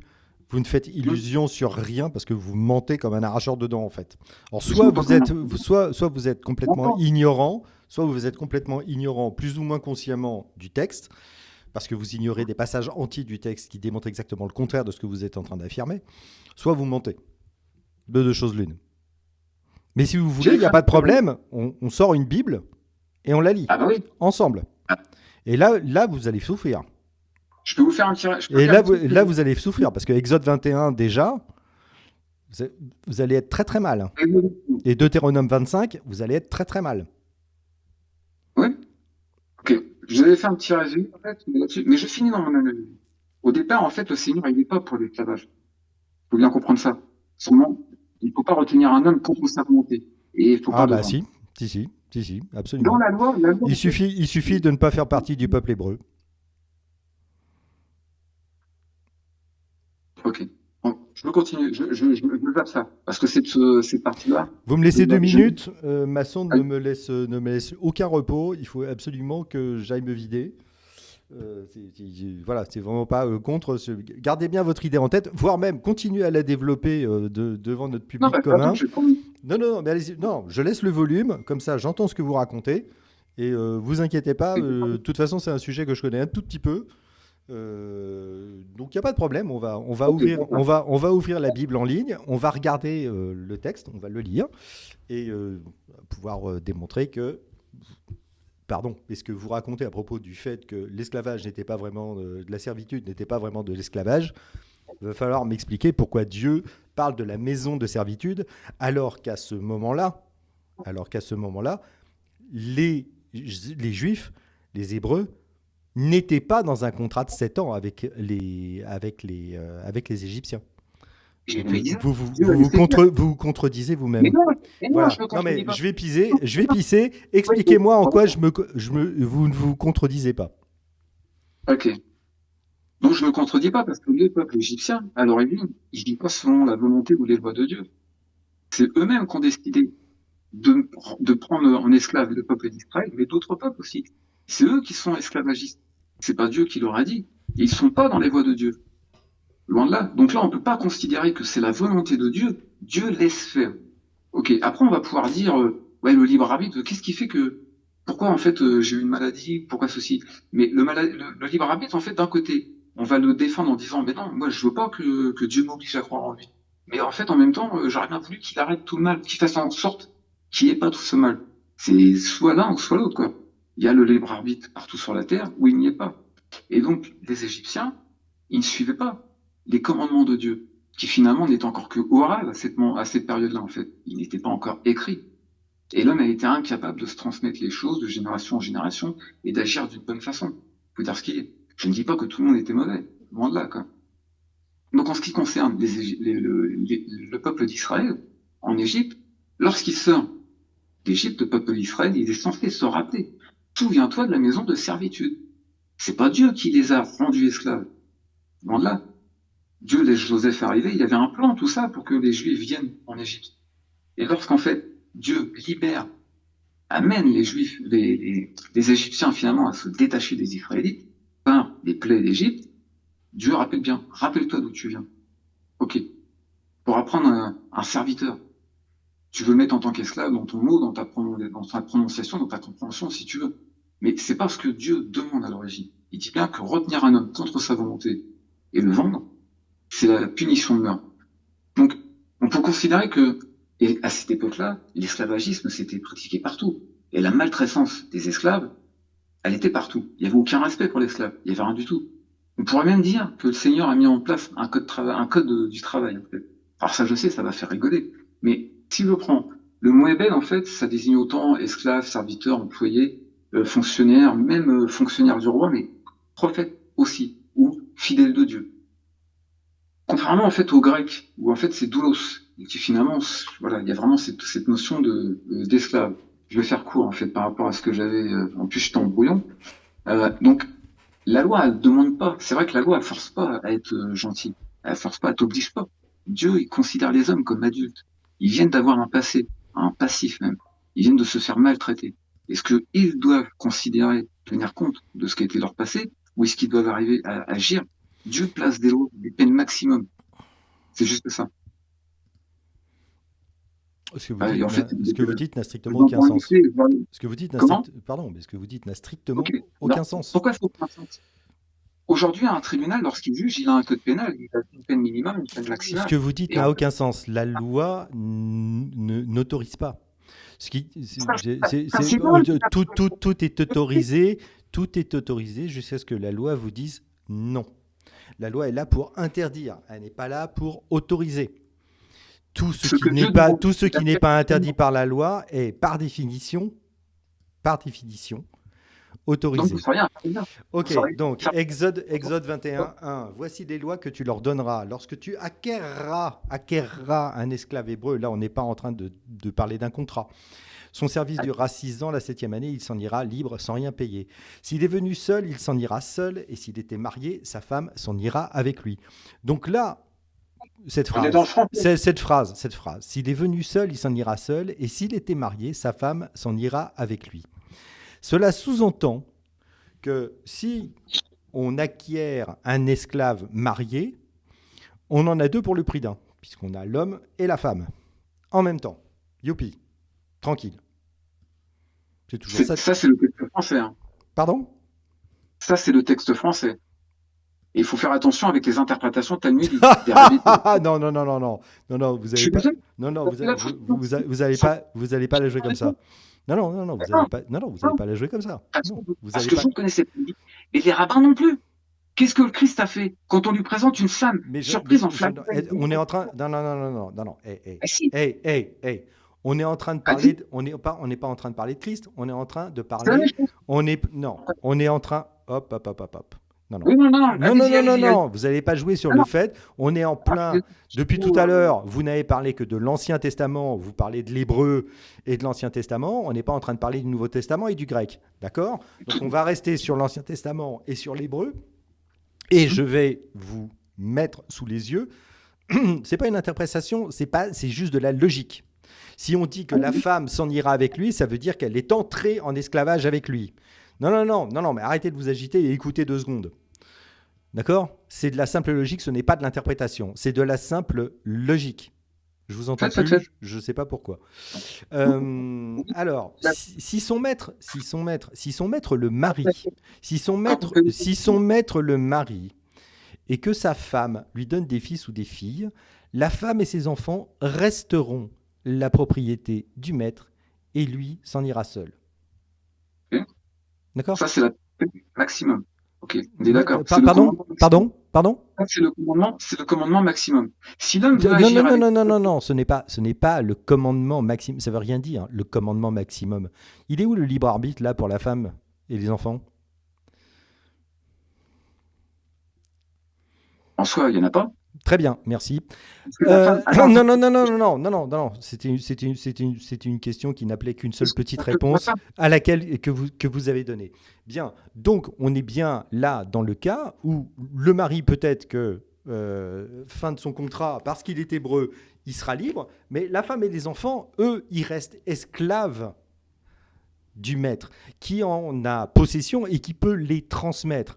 Donc là, on n'a pas un problème de traduction sur le fait que ce soit une différence entre esclave et serviteur. On est d'accord? La maison de servitude, ça veut bien dire tu es un meuble qui appartient à un propriétaire. non, c'est surtout en fait à une époque où il n'y avait aucun droit sur la femme J'en et ai que là, rien à foutre de vos excuses. mais c'est pas des excuses. Si, si, si, vos C'est pas des explications et excuses. vos excuses. Si on est capable d'interdire le cochon, si on est capable d'interdire de bouffer du cochon et d'interdire de bouffer des crustacés ou de porter des vêtements tissés de tissus différents ou de fils différents, surtout quand on a soi-même été esclave pendant 400 ans, on est capable de dire l'esclavage c'est une horreur, on arrête. C'est hyper simple en Alléluia. fait. Très bien. Voilà, donc l'homme, il n'est pas obligé de le faire. Si, Non, si, non, Dieu lui dit si, pas, si, tu le si, feras. si, si, si, si, si. Si à partir du moment où Dieu aurait très bien pu dire, tu n'auras plus d'esclaves. Point barre. Il n'a pas fait ça. Il a légiféré pour continuer quelque chose qui est parfaitement inhumain. On va continuer. Mais si l'esclave dit j'aime mon maître, ma femme et mes enfants, je ne veux pas être libéré, dans le genre manipulation, en fait j'aime mon maître, mais c'est surtout j'aime mes enfants et ma femme et je ne veux pas en être séparé. À aucun moment Dieu ne donne la possibilité à l'esclave de racheter la liberté de sa femme et de ses enfants. C'est juste immonde. Son maître le fera s'approcher de Dieu, hein, du temple, et il le fera s'approcher du ventail ou du montant de la porte. Il lui percera l'oreille avec un poinçon et l'esclave sera pour toujours à son service. Je la redis, et l'esclave sera pour toujours à son service. Très bien. Maintenant, continuons sur le fait d'être hébreu ou pas. Parce qu'effectivement, le fait d'être un homme ou une femme change un petit peu. Si quelqu'un vend sa fille comme servante, elle ne s'en ira pas comme s'en vont les esclaves. Donc on voit bien une servante, donc selon vous, une servante, c'est moins grave qu'être esclave. Or là, on est en train de voir une chose, c'est qu'une fille vendue comme servante a moins de droits qu'un esclave masculin hébreu. D'accord? Si elle déplaît à son maître qui se l'était destiné, je saute aucun verset là, hein. C'est tous les versets les uns derrière les autres. On est à 21, Exode 21, 7. Si quelqu'un vend sa vie comme servante, Exode 21, 8. Si elle déplaît à son maître qui se l'était destiné, évidemment pour zigouni piloupilé, hein, pas juste pour faire la vaisselle, il la fera racheter. Il ne pourra la vendre. Il ne pourra la vendre à un peuple étranger, usant ainsi de fraude envers elle. S'il la destine à son fils, il la traitera selon la coutume en vigueur pour les filles. C'est dire si elle a de la chance. S'il prend lui-même une autre femme, il ne diminuera pas la nourriture, le vêtement ni les droits conjugaux de la première. On parle bien de droits conjugaux, donc c'est bien qu'il s'est payé une esclave sexuelle. Je ne sais pas comment vous pouvez oser défendre une horreur pareille. Alors déjà, je ne défends pas cette interprétation parce que je la connais. En fait, Ce n'est pas une interprétation. Je n'interprète je viens de lire un absolument texte rien. hébreu. Je Ok. n'interprète rien. Je lis le texte. Mhm. Tu lis le texte français. Bonjour. Bonjour tout le Oui, monde. Oui, bonjour. oui, oui, je lis le texte Euh, français. Et, Voilà. et, Et quand on voit déjà, votre pasteur, il lit le texte en hébreu? non, non, j'ai pas de pasteur en soi. Ah oui, d'accord. Et le pasteur, quand vous êtes allé à l'église évangélique, il parlait en hébreu? Je fréquente les pasteurs, mais en soi, je n'ai pas d'autre autorité que Dieu au-dessus de moi. Ils lisent Donc, la Bible ils en lisent en hébreu? français. Ils lisent en français et je leur mets des fois un peu. des fois je dérange parce que j'apporte des mots qui leur Ah, déplaisent. ouais, Et d'accord. ça, en Eh fait, ben, on va il faut écouter pas, quelqu'un qui parle hébreu. Yaakov, il faut pas allez, vas-y. Ouais, comment ça va, Nono? Très bien. Alors moi, j'ai écouté religieusement depuis le début. On pourrait dire que si j'étais psychanalyste, je me serais fait beaucoup d'argent là. Mais concernant l'hébreu, je dois le redire parce que beaucoup de gens le ressortent ça, Eved et Oved. Eved, c'est esclave, Oved, c'est travailleur. Donc il y a Oved pour dire travailleur, ou travailler, tout simplement le verbe travailler, ou serviteur. Il y a des gens qui disent ah oui, non, c'est pas esclave, c'est serviteur. Il y a un autre mot pour serviteur, c'est mécharet. Donc il y a un mot pour chaque chose. Eved, c'est un statut, tu as parlé du jubilé. Et c'est fou que c'est. C'était hors contexte. Comment? C'était hors contexte. Le jubilé, j'ai voulu faire une association qui n'avait rien à voir du tout. Mais moi, je Et trouve ça très intéressant, le jubilé, parce que justement, lors du jubilé, il n'y a pas que l'esclave qui est affranchi. il n'y a pas que l'esclave Également, qui est à... il y a également toutes les dettes et tous les biens. Voilà. L'esclave fait partie des biens. Et on ne parle pas de pénibilité au travail, hein. La définition d'un esclave, c'est pas le fait que c'est difficile. Même si tu traites très bien ton esclave et que tu le libères au bout d'un moment, la définition d'un esclave, c'est clairement, j'aime bien la définition de Wikipédia, je la trouve parfaite, c'est le droit des biens et des propriétés appliquées à l'individu. C'est tout. Ça ne parle pas de si c'est pénible ou pas, si tu détériores ton matériel, entre guillemets. Si l'esclave, c'est considéré comme ton matériel et tu le détériores. Donc, c'est bien une propriété. On a des tonnes et des pages de Talmud qui t'expliquent exactement dans quelle modalité on acquiert un esclave. Et évidemment, quand c'est un esclave hébreu, eh ben, tu peux pas le posséder au-delà du jubilé parce que, en fait, ça s'appelle une dette. C'est-à-dire, en fait, la personne qui a la dette, elle est annulée à la fin du jubilé. Donc, il ne te doit plus la somme de sa propre possession. Mais donc, en attendant, tu le possèdes. Et donc, c'est bien une possession. Et pour répondre à ceux qui diraient que oui, mais c'est normal, c'est l'époque, c'est les mœurs, et c'est le contexte historique. Moi, je trouve qu'au contraire, il n'y a rien de mieux comme timing et contexte historique qu'un peuple d'esclaves en fuite pour révéler à ce peuple que l'esclavage, bah, c'est pas bien. D'ailleurs, ils l'ont bien compris, et si jamais les gens renient le mot Éved en tant qu'esclave, ça remet en question le premier commandement. Parce que le premier commandement, c'est souviens-toi, je suis l'Éternel ton Dieu qui t'a fait sortir de la maison d'esclavage. Oui, oui. Voilà. Si on parle d'employé, on est d'accord que ça veut dire souviens-toi, je suis l'Éternel ton Dieu qui t'a fait perdre ton boulot. Ça n'a pas beaucoup de sens. Donc Oui, voilà. c'est là la chose. C'est qu'après, il y a l'intention. Effectivement, le mot peut être esclave tel que tu viens de le dire, mais ce que Dieu regarde, c'est au cœur. Quelle est l'intention de l'homme, en fait? Tu vois? Comment l'homme s'est comporté de lui-même? C'est lui qui s'est comporté ainsi. Et c'est Non, lui qui non, a non, décidé. non, non, non, non, non. Quand vous avez, pardon, non, non. À quel moment vous avez parlé d'intention, vous avez parlé de traduction? 3 fois. Oui, de traduction. Ça, je suis tout à fait d'accord. Très On a bien. les traductions. Donc pourquoi Mais aussi, tout d'un coup, là, vous parlez d'intention? L'intention de qui? et ben, pourquoi est-ce qu'en fait, moi, je peux Quelle est finalement l'intention de Dieu dans le fait de ne pas supprimer l'esclavage? de laisser l'homme déjà se justifier? Il a compris, il est censé avoir compris. Il vient de Se passer 400 justifier encore, ça continue. Mais oui, c'est parce qu'en fait, à la finalité, il y a l'éternité avec l'éternel, avec Dieu. C'est que la terre, là, c'est qu'un passage. Et l'homme, en fait, il a cru que finalement, la terre, il a Ouais. des constructions. Voilà, et Pour puis que... si le passage est un peu pénible pour certains, c'est pas grave. Non, j'ai jamais dit ça. Loin de là. C'est parce que l'homme n'a pas pu comprendre la loi, il n'a pas pu l'appliquer que le Christ est venu. Pardon? Qui, lui, Pardon? Non, non, on n'est pas en train de parler de Christ, on est en train de parler de... Non, non, non, non, non, non, arrêtez de dévier du sujet, on est en train de parler de c'est la l'Ancien vérité. Testament. On est en train de parler des doigts de Yahvé. On est en train de parler des lois de Yahvé. Et alors, si vous partez sur Christ, vous êtes mal barré, parce que il ne faudra pas... Pardon? Pardon? Pardon? Ah, écoute, Pardon? il faudra mieux quand même que vous étudiez un peu, c'est clair. Et là, après, vous verrez qu'à la Non, non, non, finalité, non, non, non, non. On notera pas un hiatus au texte. il n'y a pas de fracture en soi. Je- je- De fracture, rien. on notera pas un hiatus au texte. Mais j'ai jamais dit de d'ôter un iota. J'ai jamais dit. J'ai jamais dit de retirer un iota au texte. Hein. Mais J'ai jamais dit. qui a dit que les jeunes n'avaient pas compris le texte? Donc Dieu se révèle par un texte qui est incompréhensible? Non, c'est qu'ils l'ont mal compris, mal interprété. Ils l'ont interprété comme ils ont voulu. C'est Comment ça la ça, chose. ils ont interprété comme ils ont voulu? Mais ils ont interprété. Qu'est-ce que vous racontez? Le fait de suivre les 613 lois, c'est une interprétation comme ils ont voulu? Oui, c'est une interprétation personnelle en soi. La façon dont ils l'ont mise en application. Mais vous Dieu, racontez alors, mais strictement n'importe quoi. À chaque fois qu'ils suivent pas les règles, ils se font brûler sur place. Relisez votre bouquin. Ben, je le lis depuis 95. Ouais. Mais si vous pensez que vu les conneries que vous dites, vous pensez que vous avez la place d'insulter mon intelligence ou mon savoir en faisant le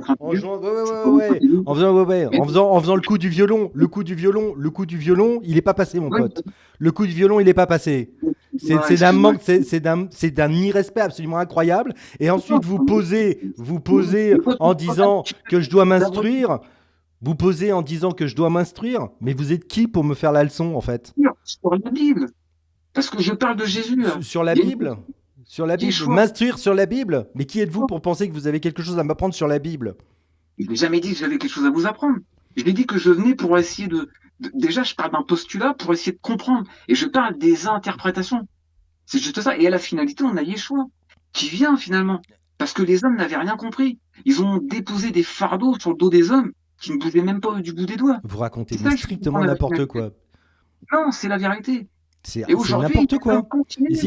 Ça veut rien dire, c'est la vérité. Vous inventez des trucs, vous réinterprétez les textes, vous les coupez dans ce qui vous emmerde, et c'est vous qui faites une interprétation. Parce qu'il n'y a pas de différence dans le langage de la Bible, il n'y a pas de différence. La maison de servitude, ça veut bien dire l'esclavage. L'esclavage. D'accord, très bien. Non, dites pas je suis d'accord. Dites pas je suis d'accord. Dites pas je suis d'accord. Vous avez essayé de prouver que ça voulait pas dire la même chose en vous appuyant sur la traduction. C'est que le mot, le chef en lui-même, selon après, bien sûr, il y a l'état construit, il y a la façon dont il va te conjuguer, mais le mot en lui-même, il a plusieurs sens. Non, Yaakov vient de vous démontrer le contraire. C'est hallucinant. Yaakov vient de vous dire le contraire. Et j'ai entendu. Alors, apparemment, vous avez entendu, mais vous n'avez pas écouté.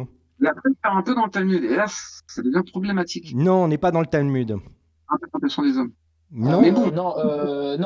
Eved, c'est pas ça date pas du Talmud, hein, c'est avant. Non, je sais bien. Et personne n'a interprété autrement le mot esclave. Il faut venir. En fait, si tu prends des gens de l'Église ou des religieux actuels, tu vas trouver des gens qui interprètent ça différemment. Mais je te mets au défi de me prendre un mec du 3e siècle. Attends, je vais terminer. De prendre un mec du 3e siècle ou du 2e siècle, qui est un rabbin, un curé ou ce que tu veux, qui interprète autrement le terme Eved de cette époque-là. Je te mets au défi. T'en trouveras pas. Tu trouveras des gens contemporains à nous qui trouvent que c'est pas bien. Ça a arrangé tout le monde de pouvoir avoir des esclaves. C'est vrai que ça a arrangé les hommes. Les hommes, ils ont construit leur religion. Et c'est eux qui ont mal compris. Ils ont mal compris, en fait. Et Dieu légifère sur l'esclavage en disant comment il faut traiter les esclaves, mais ils ont mal compris les lois de Dieu en continuant à avoir des esclaves. Soit finalement les sens ont été ajoutés dans le temps, soit en fait c'est dès le départ. Quel sens? En fait, comment agir avec amour? C'est juste ça. Si en fait tu veux effectivement. Non, mais ça devient absurde. Pardon, mais ça devient absurde. Ça devient absurde. On est en train de parler des lois. On est en train de parler des lois judaïques. Et Jésus a dit qu'il fallait pas retirer un iota aux lois judaïques. Donc fin de l'histoire. Oui, bon. Ok. Est-ce que la femme adultère, il la lapide? Est-ce qu'il dit cette loi était trop dure ou cette loi est abolie? Non, il a fait voir qu'on pouvait interpréter la loi pour agir avec miséricorde et amour. Non, pas du tout. Il a absolument pas interprété. Non, à aucun moment il a interprété la loi. Alors pourquoi il a pas à aucun moment il a interprété la loi. Il a juste joué sur la culpabilité des mecs qui voulaient la lapider. Mais à aucun moment il a interprété la loi. Cette femme était surprise en flagrant. Il n'a jamais interprété la loi. Il leur a juste posé la question, est-ce que vous êtes digne de la juger? Ça n'a rien à voir, il s'est placé hors de la loi. Mais il n'a pas rendu licite l'adultère. Il n'a pas changé la loi. Elle est claire. Le simple fait de penser dans ta tête à l'adultère, t'es pécheur. Il faut bien comprendre, il met la barre au plus haut encore. Le simple fait de penser à une... Mais c'est immonde. T'es coupable. C'est immonde. Mais pourquoi? Et ça, c'est Jésus. Attends, Jacob. Attends. Ça, c'est Jésus. Ça, c'est Jésus. Ça, c'est Jésus. Le simple Oui, fait c'est de Jésus. penser à l'adultère, c'est Jésus? Le simple fait de penser à l'adultère, tu es coupable du péché Et d'adultère. c'est C'est-à-dire Jésus, qu'avant, et c'est Jésus qui dit ça. oui, c'est Jésus qui dit ça. Putain, vous êtes C'est-à-dire qu'en fait, nuls, vous êtes On nuls, appelle ça le, vous êtes on nuls. appelle ça C'est dans les 10 le commandements. français. C'est dans les 10 mais un monde commandements. habitué ne fait pas le Non, monde. non, bon, allez, ça y est, c'est bon. Bon, Esclavagiste. Yakov, je sais pas ce que t'en penses, mais pardon, mais je ne Moi, peux pas je discuter pense, avec. Raconte moi, je n'importe pense à quoi. l'adultère. Oui, moi aussi. Non, et pourquoi, moi, ça m'intéresse. Pourquoi, par exemple, à aucun moment dans tout l'Ancien Testament, moi, ça m'intéresse, hein, dans tout l'Ancien Testament, Nouveau Testament, etc., il n'y a jamais un moment, une petite ligne, tu vois, toute petite pour dire faire l'amour avec un enfant, c'est non.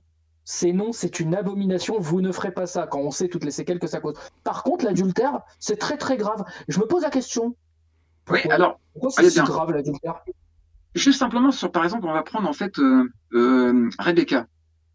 En fait, on a des rabbins qui disent que Rebecca devait avoir 3 ans ou 4 ans. Est-ce que tu crois Ouais, que Rachi, c'est Rachi qui dit qu'elle avait 3 ans et il a des traits, il le source et ouais, il explique mathématiquement. Et ça c'est des. il le prouve. Mais maintenant, si on prend la Bible, elle va quand même puiser de l'eau pour les chameaux d'Éliézer. Donc, Et moi, alors, c'est pas 3. le premier. Qu'est-ce qu'il y a de choquant? C'est pas le premier miracle qu'il y a dans la Bible. Hein. Ah ouais, donc tu veux dire qu'en Et, fait, Et, ah, non, et non, les non, enfants travailleurs, ça n'existe pas. il n'y a rien dans la Bible qui nous Les autorise enfants, à les enfants attends, esclaves dans leur famille, non, ça n'existe pas. tu tombes bien parce que j'ai fait un live entier sur la question, donc tu tombes bien. Pour le coup, déjà, premièrement, hein, on te dit même, Rachid dit même que l'eau montait à elle, donc elle était une sainte et il y avait des miracles, donc elle pouvait, oui, faire des miracles. Et puis, on te dit pas en combien de temps. Elle a pu prendre 10 jours à abreuver tous les chameaux. Titule. Une gamine de 3 ans porter des jarres d'eau pour abreuver, faire des allers-retours pour abreuver les chameaux, alors que nulle part la Bible Tu prends 10 parle jours. nulle part, En et 10 jours, tu le fais. on a la tolérance ou même qu'est-ce que Salomon dit? Qu'il y a en fait 3 choses dans le même chat qu'il ne comprend pas. La trace de l'aigle dans le ciel, la trace du serpent dans le sable, et la trace du navire dans l'eau, dans la mer, et la trace de l'homme chez la jeune femme. Ce sont des choses qui sont hors de sa portée. Si toi tu veux dire que ça La a trace de l'homme, la trace de il y a l'homme dans trois la choses, trace de l'homme dans la jeune femme. il y a des choses qu'il ne peut pas expliquer et qui sont hors de sa portée. La trace de l'oiseau dans le ciel. Mais qui La dit trace ça? du serpent. Qui dit ces conneries? Salomon. C'est le Qui juif ça? qui a eu le plus de sagesse. Salomon. C'est le Qui juif n'a qui pas a eu existé. le plus de sagesse. Quoi? Ah putain! David, il y a des preuves d'existence du roi David. Mais le roi Salomon, on sait même pas s'il a existé. Qu'est-ce qu'on en a à foutre? Qu'un personnage, qu'est-ce qu'on en a à foutre des paroles d'un personnage mythologique? C'est toi qui es ridicule parce que tu veux, dans ce que tu déclares mythologique, tu veux effacer une partie de la mythologie pour pouvoir mieux accuser cette mythologie que tu déclares fausse. Soit tu dis tout, soit tu jettes tout. Mais Non, tu Ah mais attends, je jette tout. Ah mais je jette tout, mec. Ah moi je jette tout. Mais c'est toi qui justifie ta mythologie et je fais la démonstration que tu ne connais pas ta propre mythologie. En fait. Attends 2 secondes. Non, je t'explique juste un tout petit truc. Parce que ça, c'est un truc qui revient souvent. Vous y croyez pas et vous la critiquez. Imagine maintenant, il y a quelqu'un qui arrive en te disant, moi je crois, et je vais prendre évidemment le cas de la licorne. Moi je crois à les licornes magiques, ne rigole pas, il y a des juifs talmudiques qui croient à la licorne. Attends. Dis-moi, je crois à la licorne magique. C'est pas une licorne, c'est un nom, j'ai plus le mot de l'animal, mais c'est un animal. Vas-y, parle. Peu importe. Il te dit, moi je crois à la licorne rose invisible magique. Voilà. Mettons. Et il arrive avec un récit que tu ne crois pas. Ok? Complètement aberrant. Il te raconte plein de trucs aberrants. Par contre, il te dit que la licorne est moralement irréprochable et c'est la meilleure des bienveillantes. C'est la bonté ultime. Et dans son lore, il te raconte que la licorne, elle tue des petits enfants tous les jours. D'accord. Bah, déjà, je dirais que ça pue sans y croire. Voilà, mais sans y croire, tu vas accuser son truc de dire mais c'est immoral et c'est pas logique, c'est pas cohérent. Et là, il pourra te dire mais qu'est-ce que tu t'en fiches, tu crois pas à la licorne? Mais la licorne n'existe pas en soi. Elle n'est pas citée Je dans non le plus. Non mais on s'en fout. Et la Bible, Ouais. la Bible est un livre de mythes moyen-orientaux de l'âge de bronze dont je n'ai strictement rien à foutre. Elle est citée dans le Zohar et dans le Talmud, qui est considéré comme saint pour beaucoup. Mais justement, le Talmud, il y a quand même un gros problème avec, c'est qu'en fait, les Juifs. Oh putain, ça y est, il a changé de sujet. Putain, C'est une faena permanente, ce mec. Non, mais après, je suis d'accord. Hein. Ah, il est fabuleux. Eh, je suis- J'en ai vu des danseurs, mais là, c'est du c'est pas taille. le truc. C'est de la boxe taille en jupon. Hein. Mais de la boxe taille, mon gars, j'en ai fait. Et Oui, si tu oui, veux, en fait, si tu fais travailler tes tibias, mais il faudrait qu'on se voie, mais ça peut bien de s'entraîner, hein, de faire un combat. Parce que c'est autorisé par la loi. C'est pas de la violence, c'est du sport. oui. Ah non, moi, je suis un juif. Moi, je suis fourbe. Moi, j'attaque dans le dos. Putain, merde. Eh, tu sais que j'ai des origines. Avec ton nez crochu. Bon, je pense C'est qu'on ça. on va arrêter là cet entretien. Merci Jacob d'être passé. Pas de souci. Nono, merci d'être passé aussi. N'hésitez pas à passer sur le Discord si vous voulez continuer à discuter de vos conceptions. Je vous laisse le mot de la fin. À qui? À moi? Oui, oui. Bah, en fait, Pas à Jacob. Hein. d'une manière générale, en fait, là encore, là, c'est l'observation de Dieu selon l'interprétation des hommes. Selon les hommes, Dieu est juste et bon. Il laisse l'homme se justifier de lui-même. L'homme, s'il choisit le plus mauvais chemin, si l'homme n'est pas capable de voir de lui-même qu'il fait le mal, alors qu'il vient de sortir du mal, pour rester dans la référence que j'ai voulu prendre, parce que j'ai voulu prendre ça, parce que c'était effectivement quelque chose assez, qui est souvent traité, pour dire que Dieu est cruel, est injuste et tout. Et donc, effectivement, si l'homme n'est pas capable lui-même d'être juste, Dieu rend juste, Dieu change le cœur. Naître d'en haut de Dieu. C'est ce qu'on appelle naître de nouveau. Ok. Il y a que Dieu qui fait ça, qui change un cœur. Mais si de lui-même l'homme ne peut pas finalement voir que la voie qu'il choisit ou que les choix qu'il fait ne sont pas bons, c'est lui qui en est responsable. C'est lui qui est responsable du mal qu'il fait. Et les religions ont été créées dans le temps par l'homme, pour asservir l'homme et tenir son frère dans l'esclavage et la pauvreté spirituelle dans le but de s'enrichir et toujours de maintenir les gens condensés. Et c'est pas du tout la volonté de Dieu en soi. Beaucoup d'appelés et très peu d'élus. Il faut bien comprendre. Après ça, bah, gloire à Jésus-Christ, je sais que Dieu existe. Et rien n'a été plus réel que moi, et je pourrais douter de tout, sauf de l'existence de Dieu, ça c'est clair. Et je ne suis ni psychotique, ni psychopathe. Je suis plutôt intelligent et rationnel, et je suis prêt effectivement à remettre, effectivement, j'ai dit des choses qui pouvaient sembler peut-être un peu tordues au regard vu de l'analyse de Jacob, qui était en fait juste en soi, j'en reconnais. Mais justement, l'hébreu est une langue formidable qu'on peut justement, pourquoi est-ce que les Juifs, ils l'apprennent pendant toute leur vie? C'est parce qu'on peut donner des sens et des sens et des sens à pu en savoir. Que le Seigneur vous donne. Et si vous voulez plus tard de parler d'autres sujets, sans être dans cette perspective, mais d'une autre façon, il n'y a pas de souci. Je reviendrai. Quel autre sujet? Bah, toujours le sujet de la Bible, mais toujours en avançant. Parce que là, en fait, on est sur un sujet, j'ai voulu prendre un sujet épineux. Le plus épineux, c'est celui finalement de l'esclave, et j'avais voulu prendre aussi après le fait de la séduction de la jeune fille. Le sujet, il a Oui. été épineux pour vous, en fait. Le sujet de Ah non, l'esclavage. c'est pas, non, non. Si. Le sujet est épineux pour les gens qui de l'extérieur disent, regarde, Dieu, comment il est mauvais et dur parce qu'il laisse faire ça. C'est pour ça que j'ai voulu rentrer dans ce sujet. On me dirait, ouais, t'as été suicidaire. Parce que t'arrives une première fois et tu pars tout de suite sur un truc comme ça. C'est vrai, on pourrait considérer ça, à la limite. Et c'est pour ça que j'ai voulu prendre ce sujet difficile, en fait, à traiter, en soi. Eh ben, merci. À la prochaine. À la prochaine. Tchuss. Eh ben, mon vieux. Bon, moi, je déplore quand même qu'on n'ait pas eu une petite phrase dans toute la Bible pour dire bah, les gosses, c'est non, tu vois.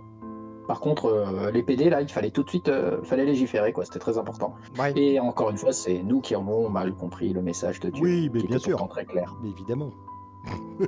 Sam qui dit mon camouloxomètre a explosé. Il n'y a pas que le tien. Ouais, c'était pas mal. Non, mais c'est. Non, mais après, c'est bien parce qu'il avoue en fin de compte qu'il doutera de tout sauf de Dieu. Bah, du coup, je vois pas à quoi ça sert de débattre. Hein. Voilà, c'est ça. C'est-à-dire que voilà le principe même. Je suis pas là pour convaincre, mais quoi que vous puissiez dire, je changerai jamais d'avis. Ok. L'attitude est assez paradoxale. Voilà. Bon, bah, je vais prendre encore 2 minutes pour. Non, j'ai la vessie en capilotade, moi. Donc, faut que j'y retourne. Et à la suite de quoi, je ferai monter le cas. Voilà. Alors, lance la musique parce que moi, je vais descendre. Absolument. Les gens vont se retrouver tout seuls. Oui, absolument. Voilà. Bisous, mon grand. Ciao. Ciao. Bye bye.